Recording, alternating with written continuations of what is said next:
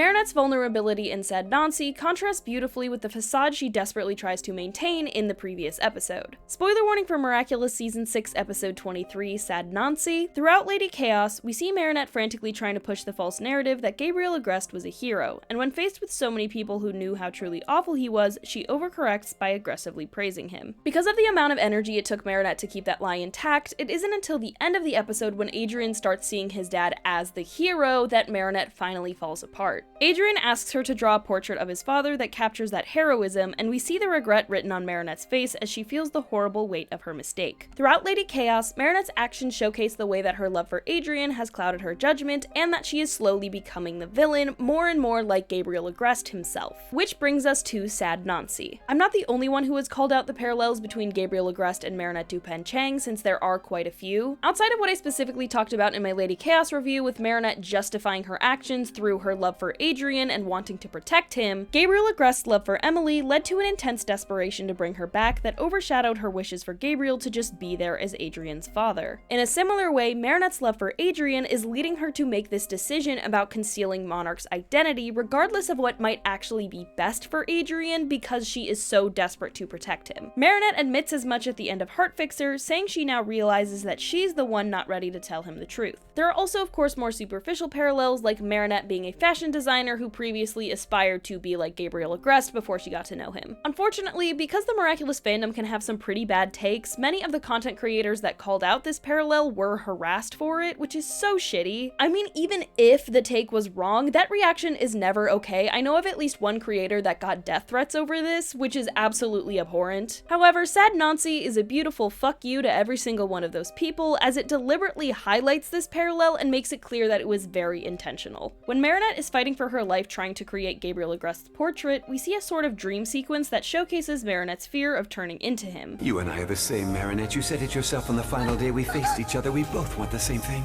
We want Adrian to be happy. This sequence also shows Marinette standing before a mirror where her reflection speaks in Gabriel's voice, telling her, "If you truly love him, you'll find the strength to lie." I not only love the way this highlights the Gabriel-Marinette parallel, but Marinette's genuine fear of Gabriel Agreste. Marinette came up with the lie in the first place to honor Gabriel's dying wish, which she agreed to because she didn't want Adrian to be any more devastated at losing his father by learning that he was a villain. Even in his death, Gabriel holds such incredible power over Marinette, which is terrifying, and so to be confronted with the possibility of becoming like him is even more terrifying. This is exactly why this episode following Lady Chaos works so well, as it is Marinette recognizing that she is acting as an accomplice to Monarch and that she is becoming a villain just like he was.